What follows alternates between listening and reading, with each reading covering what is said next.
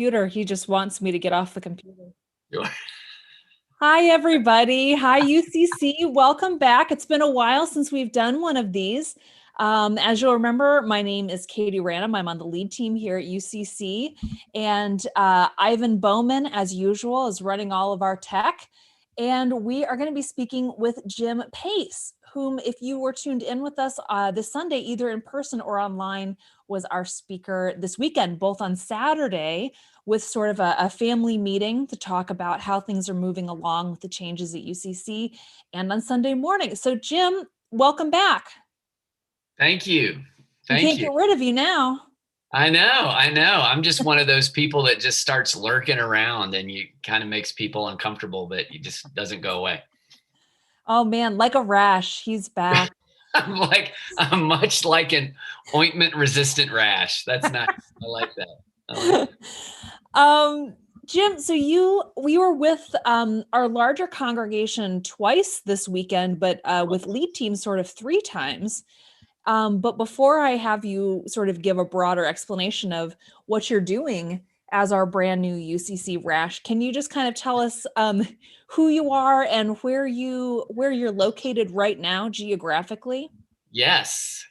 I am Jim Pace. I am one of the pastors of New Life Christian Fellowship, or NLCF. And I've been on staff and one of the pastors of our church for 25 years. I turn 50 in a couple weeks. And so technically now over half my life, talk about a rash you can't get rid of. So I'm one of the pastors there. The things that I have tended to do, because we have a team of pastors that lead collaboratively, I tend to focus on new things like the plants that we do. I tend to connect with other churches and networks outside of us. I've tended to look at strategy, direction, what's the next thing, how are we doing with the stuff we're doing, stuff like that. So, yeah. Okay. So you are the pastor of your church, but you are also involved in the Ecclesia Network. Can you Yes. tell us, what the Ecclesia Network is for anyone who doesn't know, and what your involvement is with them? Yeah. The Ecclesia Network is, we say that we're, we don't say what we actually are, is we're a relational network of missional churches. So we are a group of churches that feel like, that word missional is key, and it's kind of thrown around. It means just about 500 things to different people. But really at its base, what it means is we're taking the mission and the calling of Jesus, and we believe that our goal is not just to be the church and let people come to us and then handle it when they do. Our goal is to be a sent people. The mission of Jesus is a sending mission. And so there are a lot of churches that are looking at how you do that in our culture today. And what we found was there were a lot of churches that were a part of either denominations or other networks, things like that. But they either didn't feel like they fully fit in. They felt like they were trying to engage culture a little bit differently, or they weren't a part of anything. And they wanted to have a group of people that could give accountability when we need it, could give resourcing when we need it, could just give community and the relational piece when we need it. And so we started it. Our church was one of the ones that kind of got it off the ground. And so I've had a bunch of roles in Ecclesia. I've been on the board for a while. I was a part of a pre-board team that was doing different things. I've spoken at stuff. Now I am a coach for Ecclesia. So I help with churches that request it, if they would like to have someone kind of walk alongside them at different levels. And that's something that I do. And I've been doing that for about the last 10 or 12 years, I think. And yeah, I've kind of done just about everything, but lead worship for them, because that's not anything you want me doing. Yeah. All right. Very good. Jim, can I back you up a little bit and ask about where are you from, both geographically and sort of religiously. Can you tell us about your upbringing? Did you have a faith upbringing? Does it look anything like what your faith is now? Where's the start for you in your life? How did all this begin? How did this sweet package come together? How did we get here? Yeah, I grew up. I'm in Virginia. I'm in Blacksburg, Virginia, right beside the campus of Virginia Tech, and that I did my undergrad at Virginia Tech. So I'm a Hokie, and so it's just nice to be here. Um, I grew up a couple hours away, still in Virginia, in a very rural area. I grew up going to church. I'd say fairly regularly, but it wasn't really a meaningful thing. It was more, had some friends there. Our church was, it seemed like in a lot of cases, it was kind of an end of the line church for pastors, as they were pre-retirement and kind of their best years were behind them, and they were just kind of coasting on in. That wasn't always the case, but that seemed like it was a lot of it. So I really wasn't. I wasn't a follower of Jesus. I led our youth group, but it was really because there were some really good-looking girls that were in the youth group, and I was more intrigued by that than Jesus at the time. And yeah, so that's kind of. I went to Virginia Tech. I wouldn't have considered myself a follower of Jesus. No, my third year at Tech, after about a year of wrestling with faith, that I finally said, you know what, I think there's enough credibility to this that I can either say I'm not going to follow Jesus at all, but I can't say, like, our cultural mythology says there's nothing to it. It's just kind of an arcane book of myth. It's not, it wasn't. And I knew that. So I had come to the point where I knew that. So I either had to say, I'm going to do this, or I'm just refusing to do it. And I chose to do it. Are you able to identify sort of what created that turning point in that moment of your life for you? Yeah, it was a bunch of things, really. I spent a lot of time, and this is pre-internet, keep in mind. So I went to the books, I did a lot. For me, what it hinged on, and I know this sounds kind of cliche, but it genuinely was this. For me, it hinged on, is the Bible trustworthy as a text, Right. I knew I wanted to become spiritual. My life was really not going very well, and my counselor suggested maybe a spiritual pursuit. And I thought, well, I mean, I knew of, certainly knew of the Bible, and I'd been in church, and things had been said. But I was kind of the mindset, it was just this kind of, it was just an old book of myth, like Aesop's fables, good to teach you some life lessons, not anything that you really would obey necessarily, just good things to keep in mind. And so I thought, well, let me start looking at this. And if I can rule this one out, I can pick something cool like Buddhism. I think that would just be cool. And as I researched it, so I was the nerd that was looking at internal versus external reliability, all these different things. I started seeing so it was kind of a buildup of the credibility of it. And then when I was through my program, I had to co-op. I had to intern for 7 months straight in just outside of DC. And I met a cluster of people there that were followers of Jesus, and they were like legitimate. They were real with each other. It was like, I'd never seen anything like that. And then I actually met my wife as well. And it was through those groups I started to see that it was livable. So I was believing it was reliable. I saw that it was livable. And then it was just time to either, get going or shut it all down. Okay. Time to put up or shut up, huh? That's it. There was another phrase that was going through my head, but I felt like I'm not going to use that phrase on this one. I'm not sure that, so that was good. Put up or shut up is a nice between what was in my head and what I got out. Yeah. So in that moment, it sounds like a lot of this, you had a counselor who mentioned to you, it looks like maybe you should do kind of an inward turn, like a spiritual pursuit would be good for you. But a lot of this sounds kind of self-driven, that you said, okay, I'm going to go to the books like Hermione Granger. I'm going to look this up. Yeah, And that's right. then you met people. So it was not primarily relational first. It was kind No. of intellectual first and Yeah, then it was. relational later.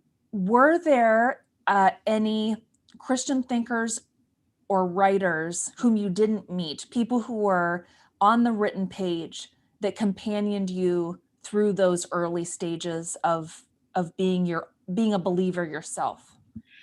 Yeah, and actually, one of them is really tough. Ravi Zacharias had a massive impact on me Yep. early on, and that was when the initial allegations came out. You know, you just sometimes you're just people you think, oh, I just hope that's not true. Yeah.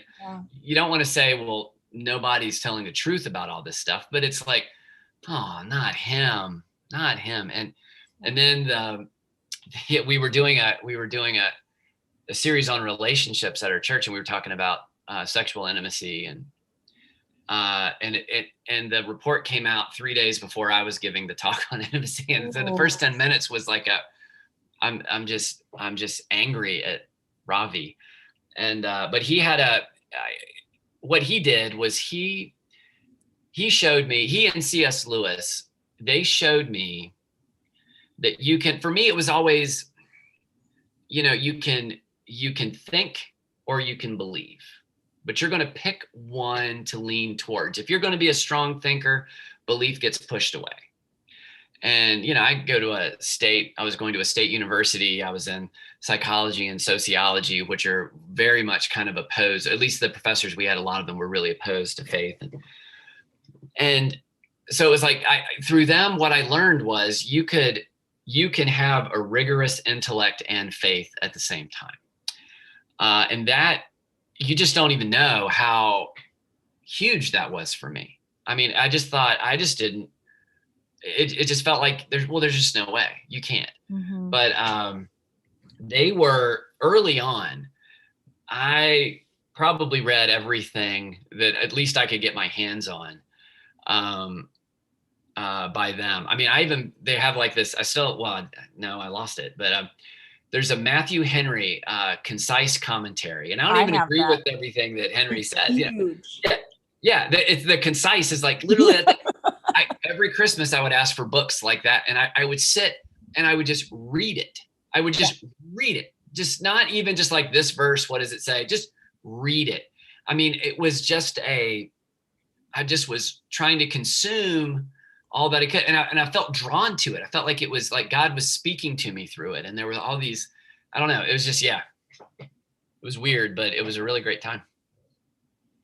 I didn't have this question planned to ask you, but I feel like what's happening with what has been revealed about Ravi Zacharias is such a pertinent moment to speak to, because I think a lot of Christians or a lot of people find their faith to be damaged when someone they admire falls in such a spectacular way. Mm-hmm. And I wonder if you could speak, if someone who is watching is feeling that happening, like, I don't really know how I can put my faith in this people group, in this religion, in this book, when the reality is that Ravi Zacharias is certainly not the only person to fail. And he not only failed, but was an active predator. Yeah. Is there something that you would say to a believer who finds that a revelation like this is shaking their faith? Man, that's a great question, Katie. I don't think there'd be anything easy to say. I think that someone told me that if you really want to follow Jesus, you're going to have to do it communally, both a community around you and a broader community that you draw from or that you give to, things like that. If you do that, you're going to get burned by somebody. It's going to happen. It's not a question of will it, what do you do if, it's what do you do when. And I think that for me, where I'm struggling right now with Ravi, and I honestly haven't resolved this yet, I want to be able to hold on to the things that he helped me understand. I don't want to reject everything that he did in my life because he had this awful part, It just kind of like it's like food coloring in something. It just spreads into the whole thing. And I want to try to retain some of that. We'll see. I'm still a work in progress with that. But I think that what it makes me do is, and this is different for me because I am observing his predation. I wasn't a victim of it, right? I think that's probably a different thing. If you've been victimized, then you've got a different set of things that you're going to have to wrestle with. As someone that observes this part of him, I think that what helps me to at least make sense of it is that I don't try to get okay with it. You can't spin it to where it's like, okay, well, it's just, I could just go back to it's not that. But what I see is that Jesus talked about these very things. Jesus dealt with, I mean, this is at least when we're recording this is Maundy Thursday. Jesus is sitting at a table with not that many dudes, and one of them is about to betray him. Yeah. And that in Matthew, I think it is, where it says that, when he says, one of you is going to betray me, and they say, who is it? Someone that I've dipped, that has dipped their hands in this bowl with me. And I think some people say that was like Judas was mid-dip, and that could be. I wonder if he's just saying it's someone right here that we have shared the table. We have shared a meal. We have shared so much, and you're going to do this. I think, to me, what it shows is that it happened to Jesus. It's going to happen. It's not that the faith itself is so defunct that it does this. It's people are so broken that this is what we do. And I don't mean that flippantly at all, actually, but that to me is what it is. It's like I feel betrayed. I feel angry and I feel betrayed. And I think, I got to believe Jesus was wrestling with that as he was washing Judas's feet, as he was saying, go do what you have to do. As he was watching him come up the road in the garden, knowing that of everything, that Judas's signal would be a kiss, and Jesus let him do it. I just think he had to wrestle with that. We're going to have to wrestle with that too. I don't know if that's a great answer, but that's where I am thus far. No, that's really good. Because I think that I was just really hoping that we would have from someone who's been a Christian now for a long time, and who's male and in a position of pastoral leadership, to just speak into that pain and that harm. It doesn't have to be a complete answer, right? Because we are doing this in community. So hopefully, if anyone is really feeling that pain and feels like maybe they're going to be tipped over the edge, a lot of us can put our hands up and just keep them steady as they choose which way they're going to walk. Thank you for that. I think, and I think we, at some point, the church is going to have to come to some sort of broader realization that, and we don't just see this in the church, we see it everywhere in our culture.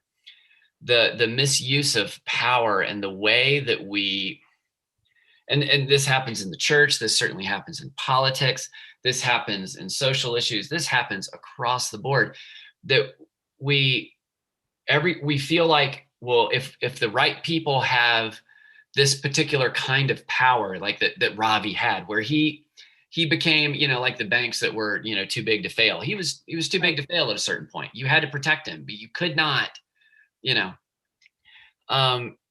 if we keep doing, I don't know how many more rounds we have to have of people having that kind of power, messing it up, and then us saying, well, if we get the right person in, they'll handle it. But no, we need to change our structures. We need to realize that there need to be things that protect people from it, And there need to be things that keep it from ever even getting to the point where people are victimized. It's terrible. It's awful. Anyway. Yeah. Well, that was a nice segue. I'll pay you later for the the last question before I check in with Ivan to see if we have some questions, which is about changing structures, right? So you've told us about, your life in Blacksburg, Virginia, and what you do with your church and with Ecclesia. But now, can you explain what your relationship through Ecclesia is to us, to UCC? Yes. So I have been asked. So when you guys went through as you started going through the transitions that you're going through, which we've gone through something similar. So as you were doing that, you did what we did, which is reach out to the networks that we're a part of to get some outside eyeballs and to get some help with kind of seeing, okay, what do we do? How do we do it? We both reached out to Ecclesia, and because I've been connected to UCC since I think it was 6 years ago when I did an assessment for you guys, and I've always felt I'm one of those people that I think I tend to feel closer to people than they sometimes feel to me. So I feel like it's UCC. I mean, come on. And so when I heard what you guys were walking through, and when I heard,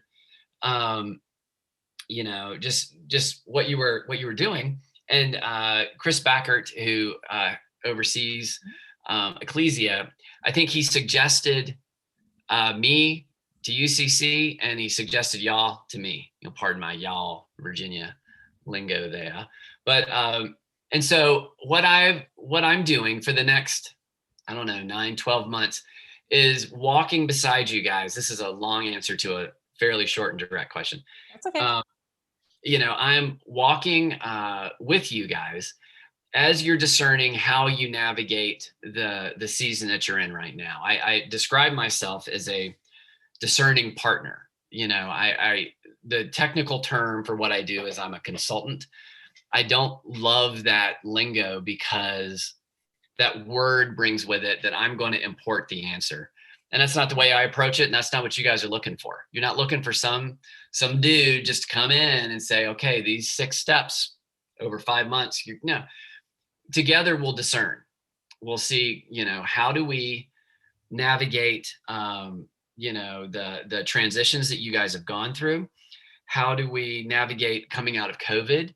And I'm a discerning partner. And so I bring some experience. My master's and doctoral stuff is in things that are connected to this. And so I bring that, I bring a bunch of things like that. But what you guys have is you have the experience on the ground. You have the way, whatever I'm thinking has to be filtered through what you see. And so that's why we are discerning partners. We're all taking it to the Lord and saying, okay, what do you want to do? So I am a discerning partner for the next 9 to 12 months, I think. Great. I've pictured you a little bit as either like a sports spotter or as like a labor coach, a labor and delivery coach. There we go. UCC is doing the laboring, but you're helping us see, what's coming up and helping us navigate it and all of that. But the baby's going to be UCC's baby, but you might get to catch it. Yeah, that's a great way to describe it. Like, one of the ways I love to describe pastors is as midwives. Mm-hmm. And there's something the Spirit is doing, and you have a part, and there's certain, a good midwife, real helpful, but you're not the baby, you're not the parents, you're the midwife. And so you're assisting with what's going on. You're not taking charge, saying this baby's going to be born now. It's not a C-section. You're just, you know what I mean? It's like you are along for the ride, bringing what you bring, but it has to fit in what's going on right there. Great. We're on the same page. Look at that. Look at that. That's right. That's right. Hey, Ivan, are you there?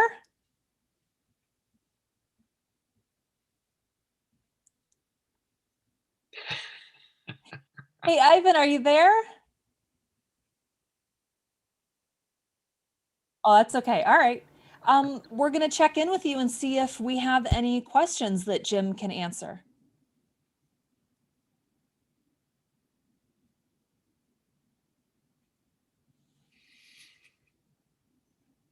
We don't have much of a. Okay. We don't have many questions, but we do have a comment about saying, I'm very interested in hearing how the collaborative team at your church functions. I've only had experience with the head pastor and everyone else under him or her. Yeah. So if I'm understanding that right, how our structure works here. Is that right, Ivan? Sounds like it. Sounds like it. Okay. Yeah. So we have. Some people call it a flat structure. I don't love that term because I can't imagine what's perfectly flat when you're dealing with stuff like this. But what we would say is a plural structure or a collaborative communal structure. So what that means is there's no one elder. That's kind of the term we use for the ordained leaders. There's no one elder that is automatically in charge. So then the way that we decide things together, we pray together, we collaborate. And then usually what we do is it's based on the different giftings of each elder. And we have a pretty good mix. We've got some people that are much more pastoral, more prophetic. We had someone that was more evangelistic. They went with they were one of our elders, but they went with the church plant that we just did in June.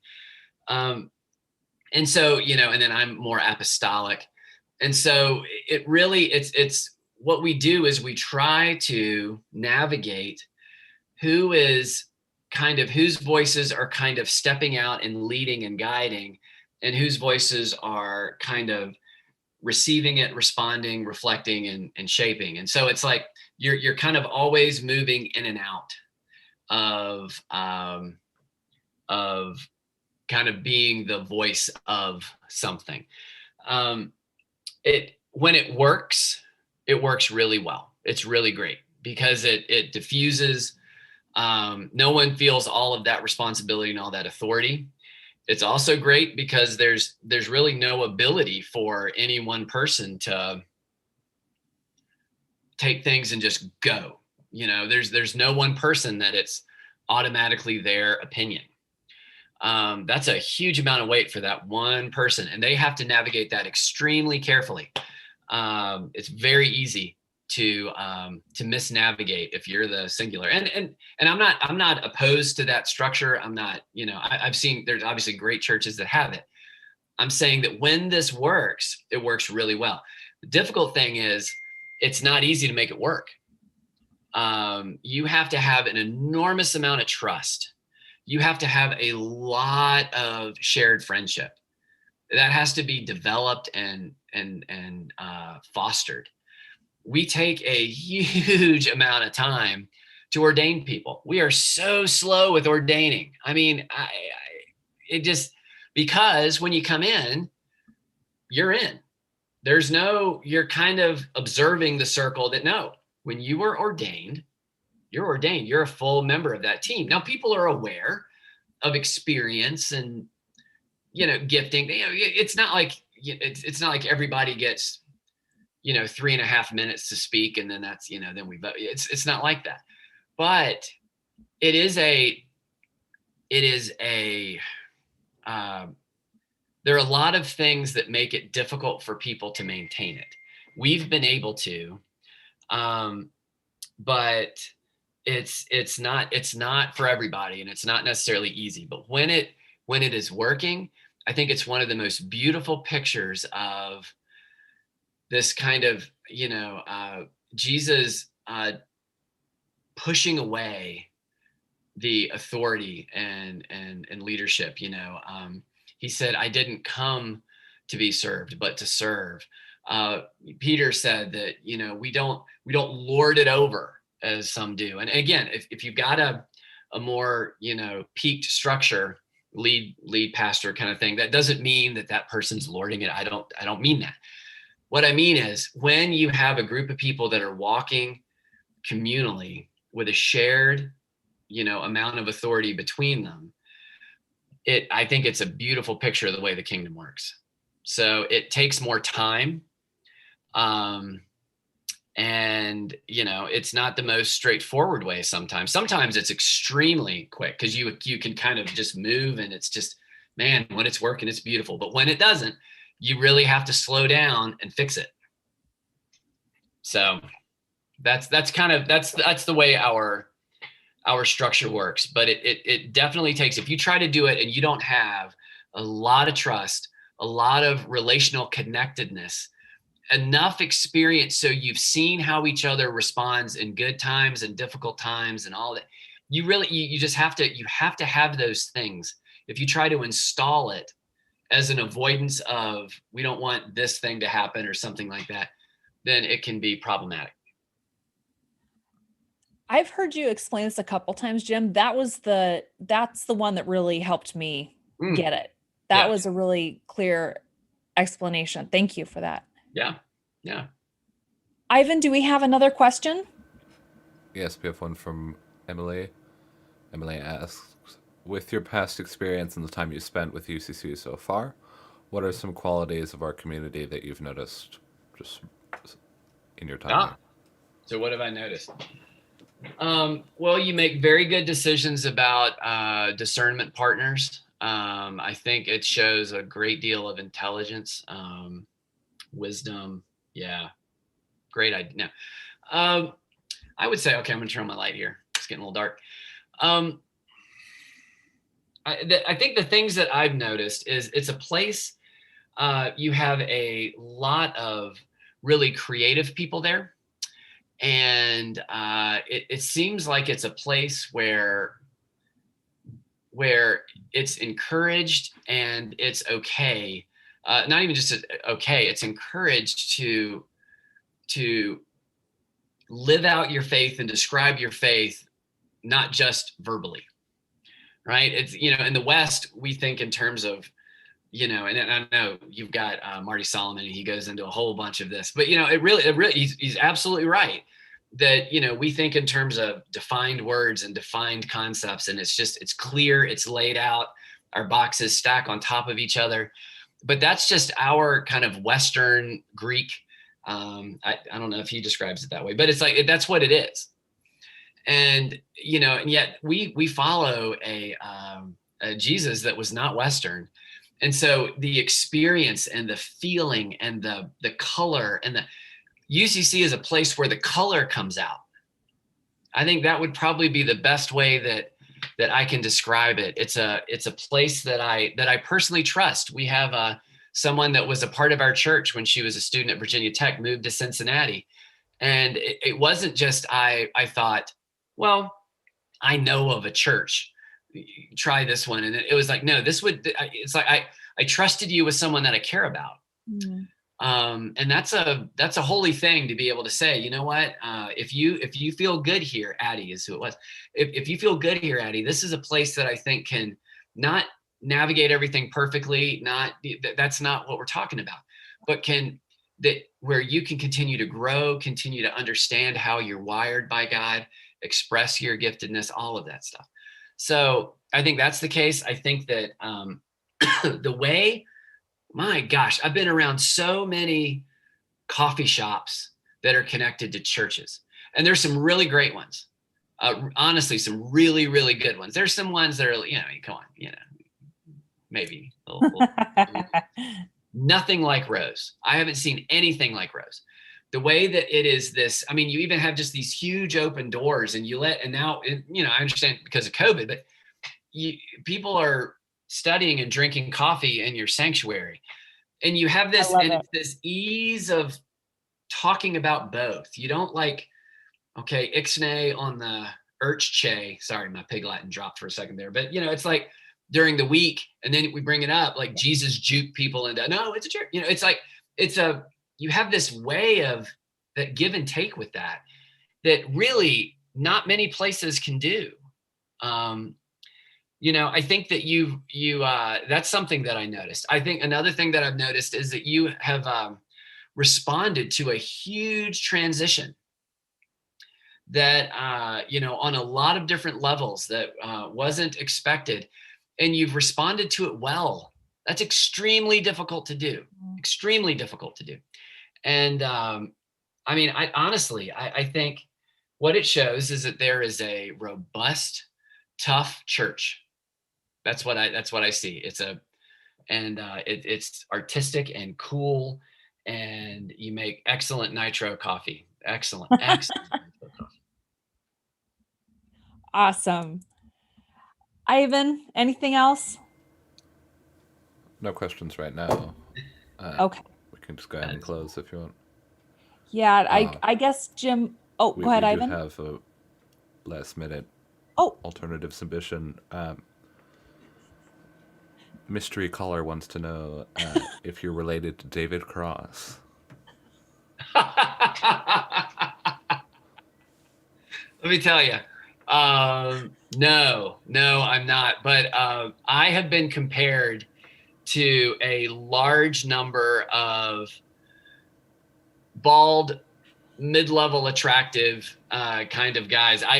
Before I had my beard, I was honestly a freakish dead ringer for Scott Van Pelt. There's a for a lot of celebrities. I don't know if he's one of he has a couple of shows on Sports Center. Oh, okay. You take away this beard, it is like it's weird. And other than he's like a foot and a half taller than I am. They're like, for a lot of celebrities, they'll have people that just look like them. My picture was submitted to that. It was so weird. So no, I get him. I used to get, when I was just losing my hair, is it Anthony Edwards? From ER? Yeah, and Goose. Yeah, I see it. Yeah. So I got him. Yeah, I get a bunch of those, but yeah, it is a little weird. It's a little weird. So I just have this just neutral face, bald head, clunky glasses, and beard. A lot of people are doing it now. I have a very good guess about who Anonymous Caller is, but we'll leave that for later. I'm sure you do. If there's nothing else, Ivan, my last question for Jim is chocolate and peanut butter or chocolate and caramel? Oh, peanut butter, definitely. Caramel is it can real easily go either direction for me. It's too untrustworthy. Peanut butter, you know what you're getting. Is it the church coffee shop of a dessert items? Yes, it can be done very well, or it can be just real, like, this is what you're doing. This is it. This is okay, sure. Yeah, well, let's call it that. Yeah, yes, it can be the church coffee shop of desserts. Excellent. Well, next time you're here, after we've all, gotten our pokes, I'll make you some Buckeye candies. I'll make you some homemade Buckeye candies. Oh, I don't even know what those are. All right. Then you're going to have to come back to Cincy so you can try the chocolate peanut butter candy of Ohio. Well, I'm the rash, the ointment resistant rash. So I imagine I'll pop up again sometime. Well, Jim, you're not a rash. You're a scholar and a gentleman. Thank you for joining us. This was really, really enjoyable to get to visit with you again, kind of one-on-one, but just observed by others. Yeah. And I will say, Katie, like all of us, I look at a lot of Zoom backgrounds. Mm-hmm. There's some days that's about all I do. And yours is really good. It's like you've got the chair. It's kind of cool. It looks kind of vintage, and then you've got the cool art over to the side. Yes. But it's not framed, centered. So it's not like you're trying. It just happens to be there. I just happen to be sitting in a cool spot. I don't know. I've got a blank whiteboard with the rag I use to clean it off. I've got nothing. I've got nothing going on. I mean, there's some stuff there, but even that, the baskets are empty under there. It's just, it's like, It's all yeah, facade. it's thoroughly unimpressive. A very beige background. Well, I'll give credit to my housemate, Emily Winokur, who did this piece. It's an original Winokur. Oh, you've got original art. Come on. I got beige carpet and you've got original art and a cool vintage chair. That's great. Oh, Jimmy Jim. Yep. This has been great. Thank you so much. Yeah, thanks for having me. I really did enjoy being with you guys.